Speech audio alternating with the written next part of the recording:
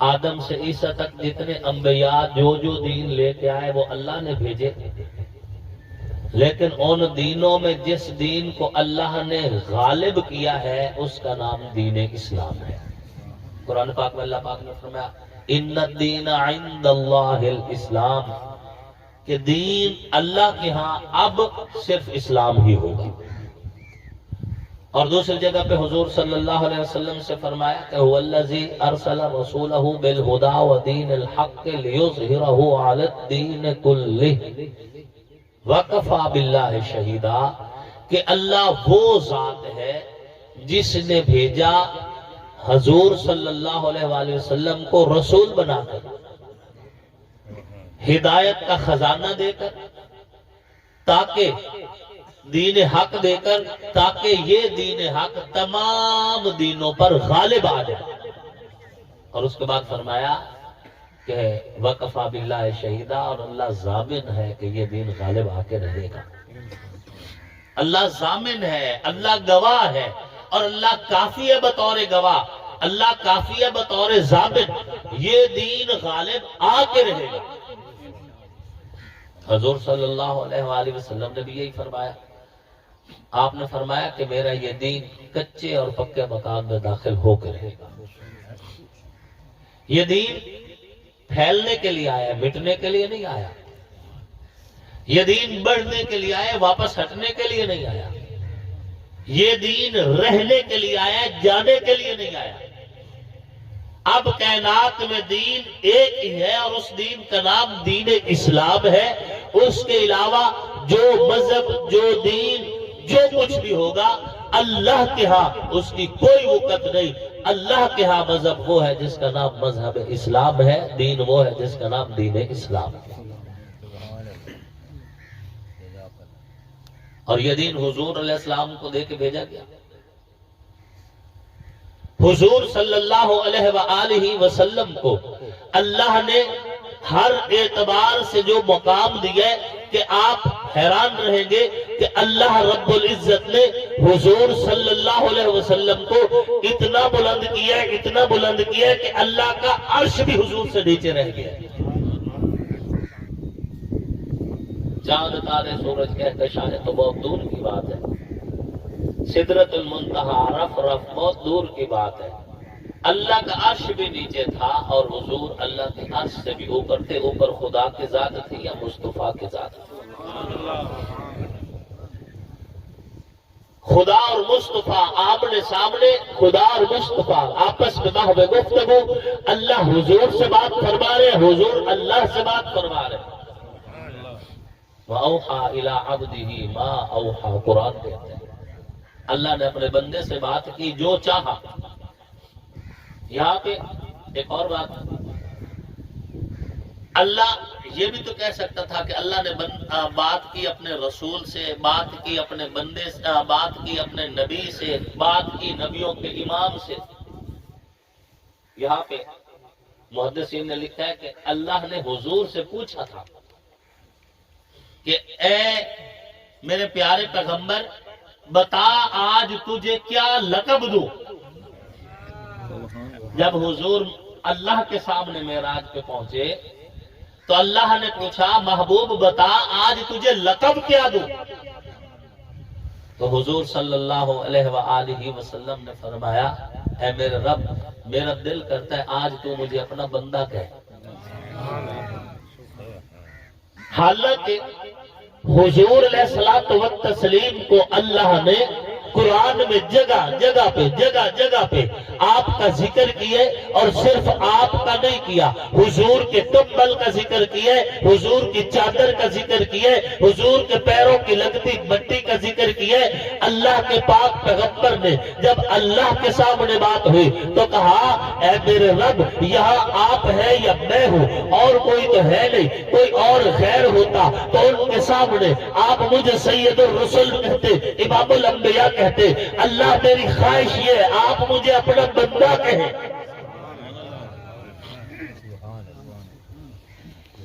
حضور صلی اللہ علیہ وسلم نے زندگی میں کبھی بھی فخر نہیں کیا، یہ بات ذہن میں رکھنا، کبھی بھی نہیں کیا فخر۔ حضور صلی اللہ علیہ وسلم کے بارے میں اللہ آپ کو قرآن اور حدیث کا مطالعہ کرنے کی توفیق نصیب فرمائے. حضور نے فرمایا انا سید ولد آدم ولا فخر علی، میں اولاد آدم کا سردار ہوں لیکن مجھے فخر نہیں ہے. فرمایا قیامت والے دن میرے ہاتھ میں لواء الحمد ہوگا، حمد کا جھنڈا، اور میں حمد کا جھنڈا لیے ہوئے علم بردار بن کے آگے بڑھ چلوں گا. سارے نبی آدم سے عیسیٰ تک اور پوری انسانیت میرے جھنڈے کے پیچھے چلے گی. ولا فخر علی، میں فخر پھر بھی نہیں کرتا. نبیوں کی سرداری مل گئی، انسانیت کی سرداری مل گئی، لیکن حضور کیا فرما رہے ہیں؟ مجھے کوئی فخر نہیں ہے. کیوں؟ فخر بندہ تب کرتا ہے جب بندے کو اپنی حیثیت سے بڑی چیز ملے. سرداری حضور کی حیثیت سے بڑی چیز نہیں ہے. حضور ناز تب کرے جب حضور کو سرداری اپنے سے بڑی نظر آئے. اب دیکھیں نا، میرے جیسا بندہ ہو اور مجھے خانہ کعبہ میں نماز پڑھانے کا ایک ہی چلو پڑھانے کا موقع مل جائے تو میں کہوں گا مجھے فخر ہے کہ میں نے کعبہ نماز پڑھائی ہے. کیوں؟ کیونکہ میری اوقات سے بڑا منصب مجھے مل گیا، میری حیثیت سے بڑا مقام مل گیا، میں فخر کروں گا. حضور فرماتے انا سید ولد آدم ولا فخر علی، میں اولاد آدم کا سردار ہوں لیکن فخر نہیں کرتا. کیوں؟ حضور کو کوئی ناز نہیں کہ مجھے سرداری مل گئی ہے، یہاں سرداری کو ناز ہے کہ مجھے حضور کی نسبت مل گئی. اللہ پاک نے پوچھا محبوب بتا آج تجھے کس نام سے بلاؤں، کون سا لقب دوں؟ حضور نے فرمایا اے میرے رب، میرا دل ہے کہ آپ مجھے اپنا بندہ کہیں. اللہ پاک نے فرمایا سبحان الذی اسری بعبدہ، پاک ہے وہ رب جو لے گیا اپنے بندے کو. رب کی بھی حکمتیں ہیں، حضور کی اپنی چاہتے ہیں، اور دونوں میں رشتہ کمال کا ہے کہ خدا چاہتا ہے کوئی حضور کا حق نہ کھائے، حضور چاہتے ہیں کوئی خدا کا حق نہ کھائے. جب تعلق دونوں طرف سے اخلاص والا ہو تو پھر ایک دوسرے کو عزت دی جاتی ہے، ان کے حصے کی عزت سمیٹی نہیں جاتی. خدا چاہتا ہے کہ میں مصطفیٰ کو اتنا بلند کر دوں کہ دنیا کو پتہ چلے کہ ان کے جتنا بلند کوئی نہیں. اور مصطفیٰ کی چاہت یہ ہے کہ دنیا پہ واضح ہو جائے کہ خدا کا حق کوئی کھا نہیں سکتا. آپ ذہن میرے ساتھ ملائیں، میں آپ کو اگر اللہ فرماتے سبحان الذی اسری برسولہ، بات ہے وہ رب جو لے گیا اپنے رسول کو، تو لوگ کہہ سکتے تھے کہ یہ رسول تھے، انہوں نے میم کا برقع پہنا ہوا تھا، اوپر پہنچے میم کا برقع اتر گیا، خدا بھی وہی تھا، مصطفیٰ بھی وہی تھا. بات سمجھ نہیں؟ خدا بھی وہی تھا اور مصطفیٰ بھی وہی تھا. حضور نے فرمایا کہ یہ ساری چیزیں ختم ہو جانی چاہیے، یہ سارے معاملات پتہ چل جانا چاہیے، دنیا کو پتہ چلے کہ رب نے جسے زمین سے اٹھایا تھا وہ نبیوں کا سردار ضرور ہے، رسولوں کا امام ضرور ہے، کائنات کی روح ضرور ہے، لوح و قلم سے اعلیٰ ضرور ہے، سدرۃ المنتہی سے اونچا ضرور ہے، رف رف سے بلند ضرور ہے، اللہ کے عرش سے بھی اعلیٰ ضرور ہے، لیکن ہے اللہ کا بندہ.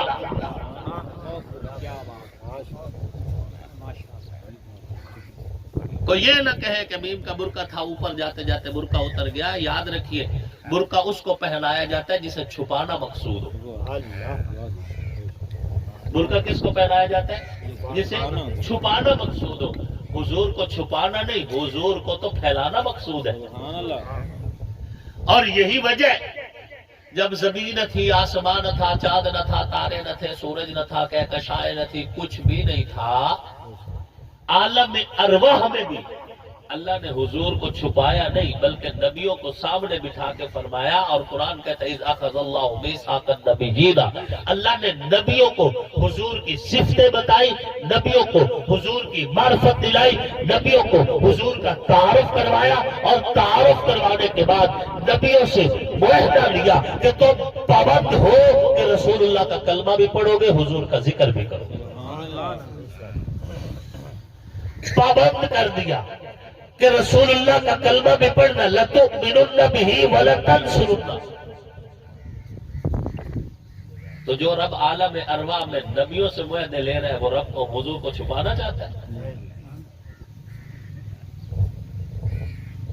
پھر آدم علیہ السلام اس دھرتی پہ آئے، آدم سے لے کے عیسیٰ تک آدم کے زبان پہ ذکر مصطفیٰ، نوح کی کشتی میں ذکر مصطفیٰ، شیش کے زبان پہ ذکر مصطفیٰ، داؤد کے ترانوں میں ذکر مصطفیٰ، ایوب و یعقوب کی زبانوں پہ ذکر مصطفیٰ، خلیل بولے ذکر مصطفیٰ، اسماعیل کی زبان پہ ذکر مصطفیٰ، اللہ کے کلیم کی باتیں ذکر مصطفیٰ، حضرت عیسیٰ اور روح اللہ کی باتیں ذکر مصطفیٰ، ہر نبی کی زبان پہ ذکر مصطفیٰ جاری کر کے اللہ نے دنیا کو بتا دیا میں اس نبی کو چھپانا نہیں چاہتا، میں اس نبی کو پھیلانا چاہتا ہوں۔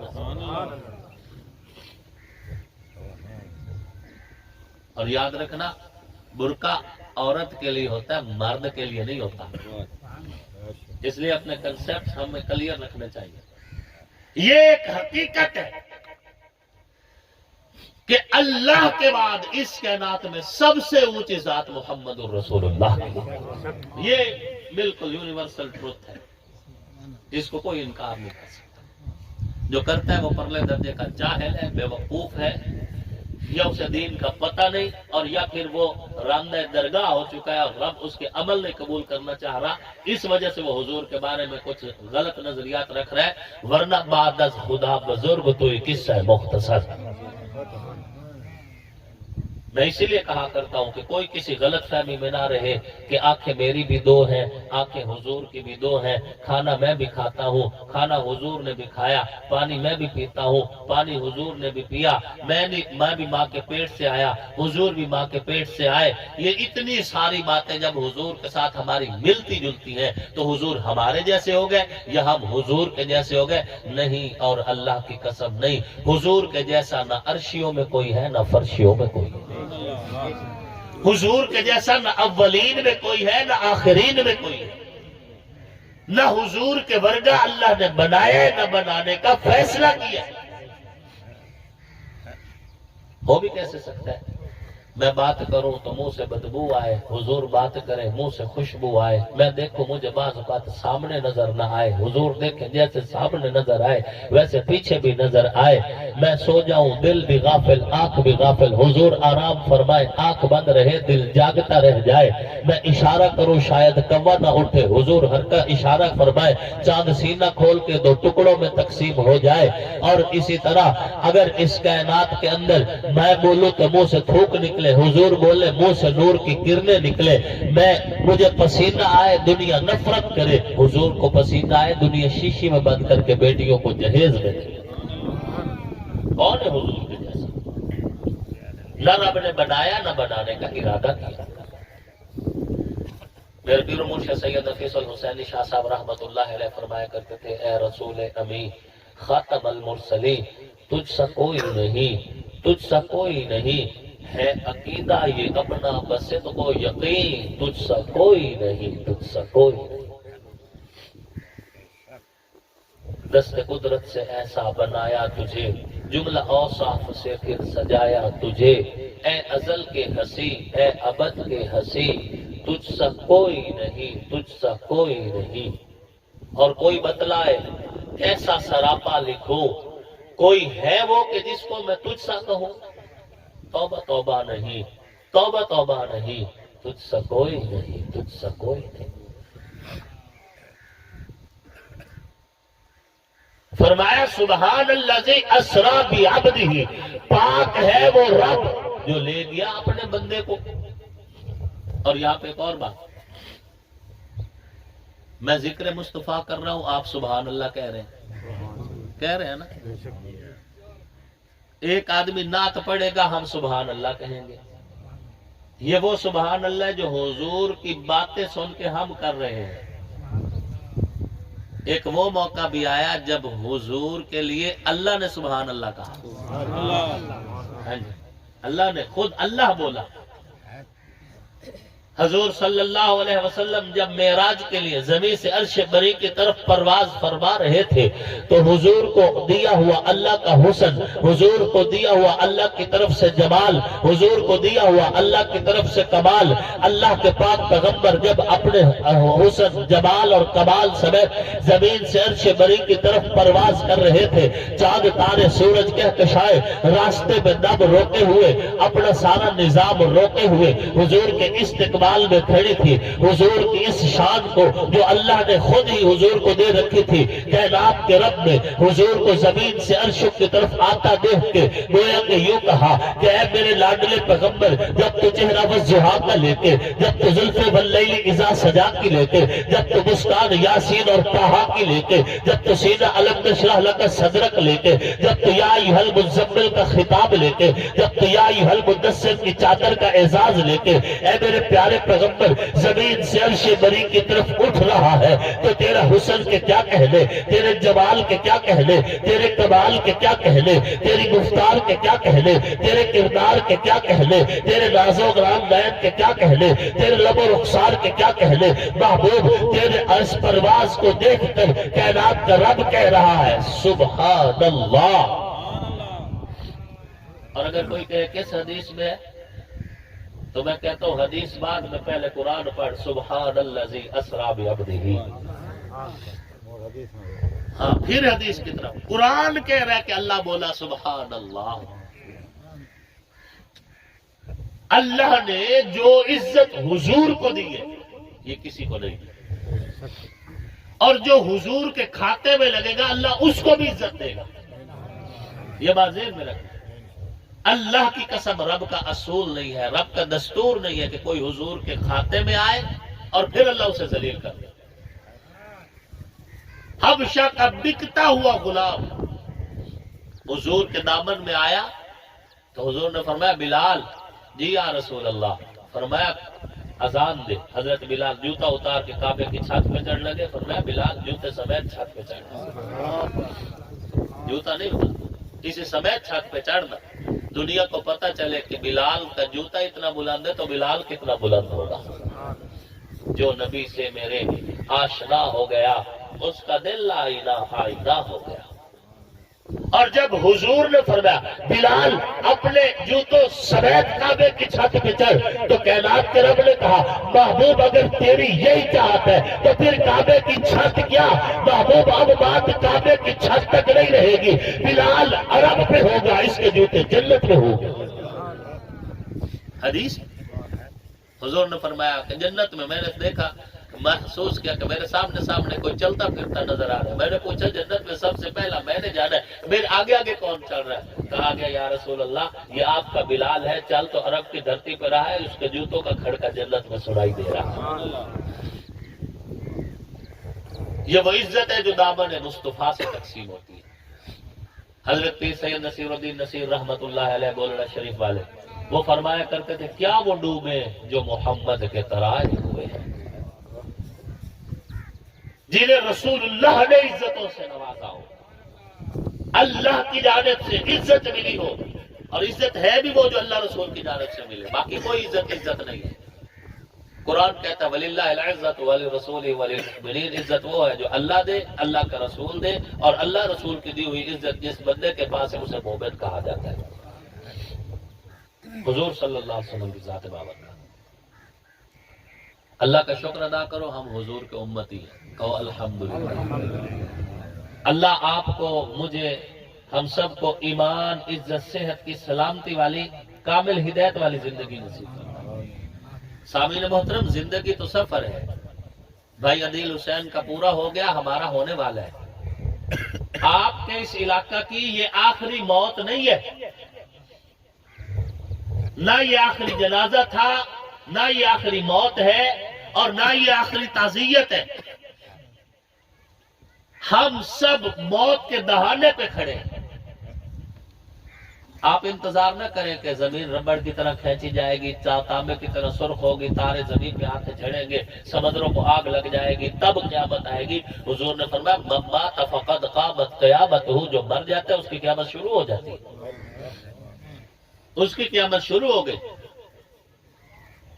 یہ میت جو چارپائی پہ لیٹا پڑا ہے، اس کا باپ اس کے چہرے کو دیکھ کے رو رہا ہے، میت محسوس کر رہے پھر بھی برداشت کر رہے، نہیں بول سکتا، زبان ہے حرکت نہیں کر رہی، کان سن بھی رہا ہے کام نہیں ہو رہا، آنکھ دیکھنا چاہتی ہے دیکھ نہیں پا رہی، محسوس ہو رہا ہے، لیکن اپنے باپ کے آنسو نہیں پوچھ سکتا، اپنی والدہ کو تسلی نہیں دے سکتا، اپنے بھائیوں کو گلے نہیں لگا سکتا، اپنے گھر کے اندر جو سوگ کا ماحول ہے اس کے اندر خوشیاں نہیں تقسیم کر سکتا، جو گھر کے ایک دکھ پہ تڑپ جاتا تھا، جو گھر کے سکون کے لیے کبھی قطر میں، کبھی دبئی میں، کبھی سعودیہ میں، کبھی یورپ میں دھکے کھاتا پھر رہے، آج اسی کی لاش گھر میں ہے اور گھر والے سوگ کے اندر ہے، یہ کچھ بھی نہیں کر رہا، کیوں؟ کائنات کا رب کہہ رہے اس کی قیامت شروع ہو گئی، اس کی ہو گئی شروع، من مات فقد قامت قیامت، اس کی قیامت شروع ہو گئی۔ اور یہ ہم سب پہ آنا ہے، انبیاء کو بھی اللہ نے سمیٹ لیا، اور وجہ کیا ہے کہ یہ دنیا اس سے اگلا جہان بہت بہتر ہے، اور اللہ ہمیں بہتر سے بہترین دینا چاہ رہا ہے، بہتر سے بہترین دینا چاہ رہا ہے۔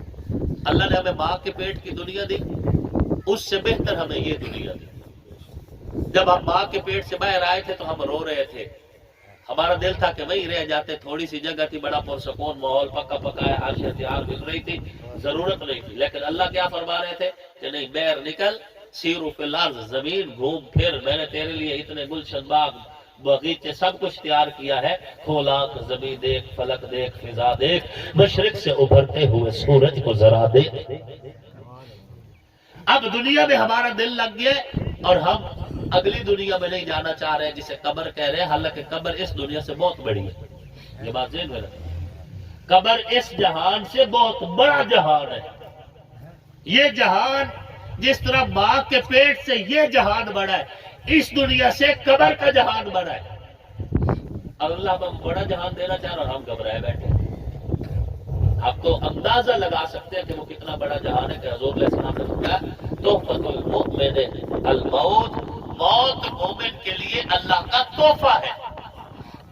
یوصل الحبیب الی الحبیب، یہ حبیب کو حبیب سے ملا دیتے ہیں، اور کتنی خوش نصیبی کی بات ہے کہ اللہ کا لقب بھی حبیب ہے، اللہ کا لقب بھی، اور اس امت کو جو نبی دیا گیا اس کا لقب بھی حبیب ہے، اور اس امت کا لقب بھی حبیب ہے۔ امت کو بھی حبیب کہا گیا، نبی علیہ الصلوۃ والتسلیم کو بھی حبیب کہا گیا، اور اللہ بھی حبیب ہے۔ یوصل الحبیب الی الحبیب، حبیب کو حبیب سے ملا دیتی ہے، میت کو رب سے ملا دیتی ہے، ترجمہ یہ بنتا ہے۔ اگلا جہان بہت بڑا ہے جو قبر والا ہے، اس دنیا سے بہت بڑا جہان، وہاں تمہاری کل اس جہان کی ضرورتیں سمیٹ کے تمہارے ساتھ جوڑ دی جاتی ہیں۔ آپ اگر قبر میں پڑے ہیں تو آپ وہی قبر میں پڑے پڑے، آپ کا سسٹم اس اینڈرائڈ سسٹم سے بہت زیادہ جدا اور بہت زیادہ اپڈیٹڈ ہے۔ آپ قبر میں پڑے پڑے جنت کی راحت، جنت کی خوشبو، جنت کی سیر، جنت کے مزے سب محسوس کر سکتے ہیں، اور اللہ کرے ایسا ہی ماحول آپ کو اور اس فقیر کو نصیب ہو۔ یہ زندگی عارضی ہے، ہم سب نے مر جانا ہے، رہنے کے لیے تو یہاں کوئی بھی نہیں آیا۔ حضور صلی اللہ علیہ وآلہ وسلم جب اس دنیا سے پردہ فرما رہے تھے، جب اس دنیا سے پردہ فرما لیا تو سیدہ طاہرہ بی بی فاطمہ الزہرا سلام اللہ علیہ فرما رہی تھی صبت علیہ مصائب لو انہا صبت علی الایام سرنا لیالیا، کہ مجھ پر غم کے ایسے پہاڑ ٹوٹ پڑے کہ اگر یہ پہاڑ دن کے اوپر نازل کیے جائے تو دن بھی رات میں بدل جائے۔ صحابہ کرام رضوان اللہ تعالی علیہ مجمعین کے بارے میں ہے کہ صحابہ کرام رضوان اللہ تعالی علیہ مجمعین ہوش کھو بیٹھے، فرماتے قد ازل علی المدینہ، معلوم ہوتا تھا پورے مدینہ پہ سیاہ رات نے قبضہ کر لیا جب حضور نے دنیا سے پردہ اٹھایا، لیکن صحابہ نے برداشت کیا۔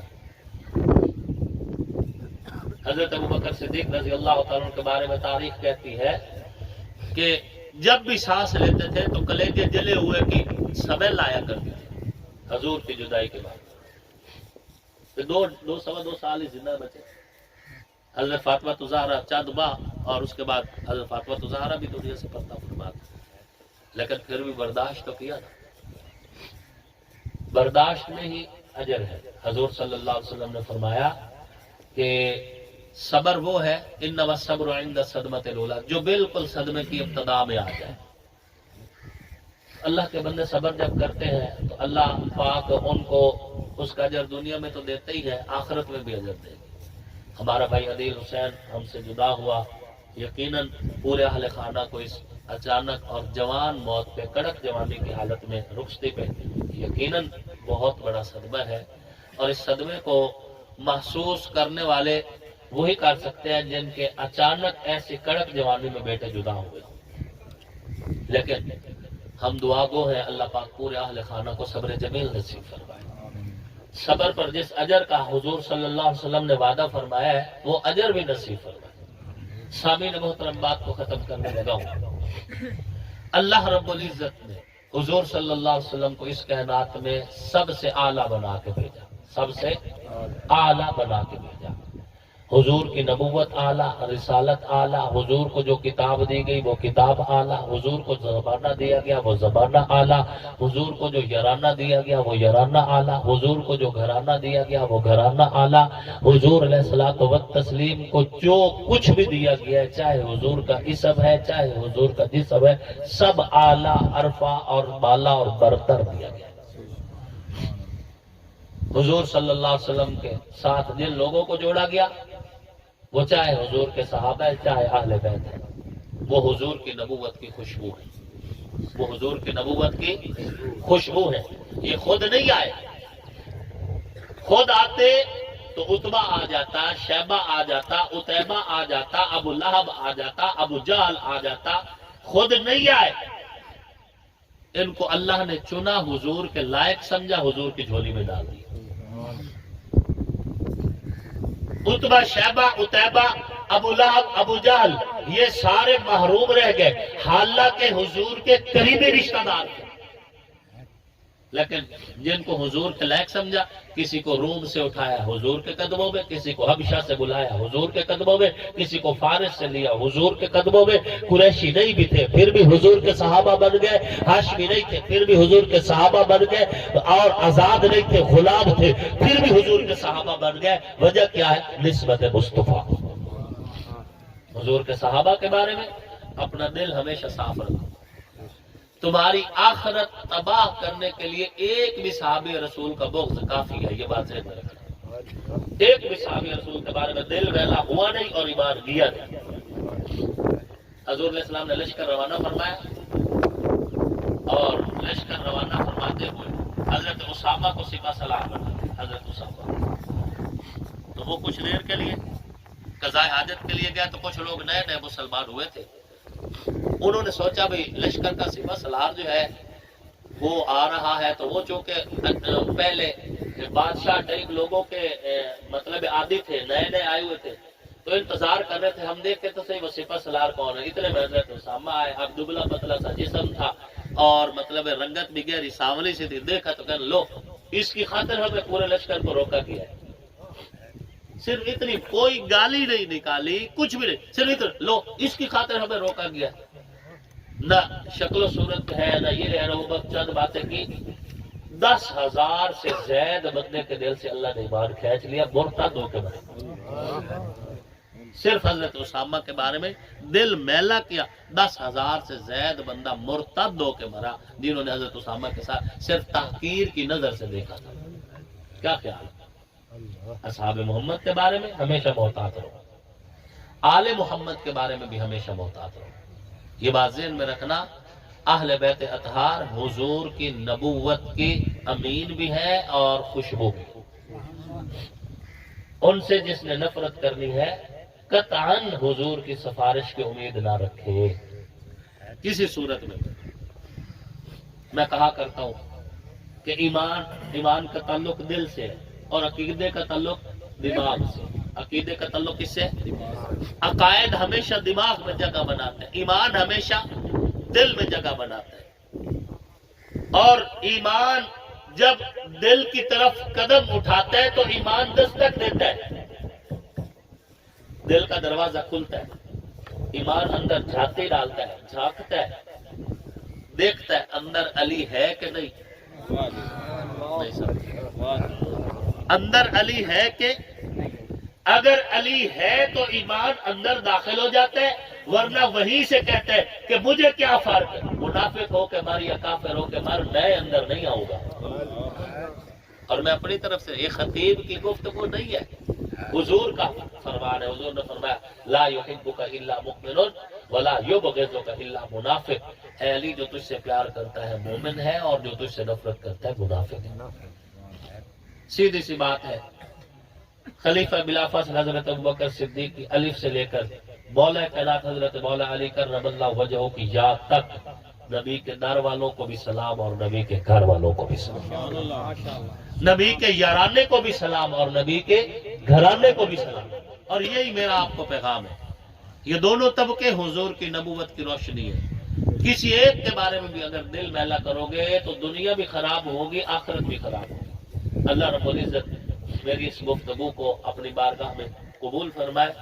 سیدنا حضرت علی کرم اللہ وجہ اور ان کی اولاد سمیت تمام اصحاب محمد و آل محمد کے جتنے افراد ہیں، اللہ ان کا ادب، ان کا احترام ہم سب کو نصیب فرمائے۔ آمین آمین۔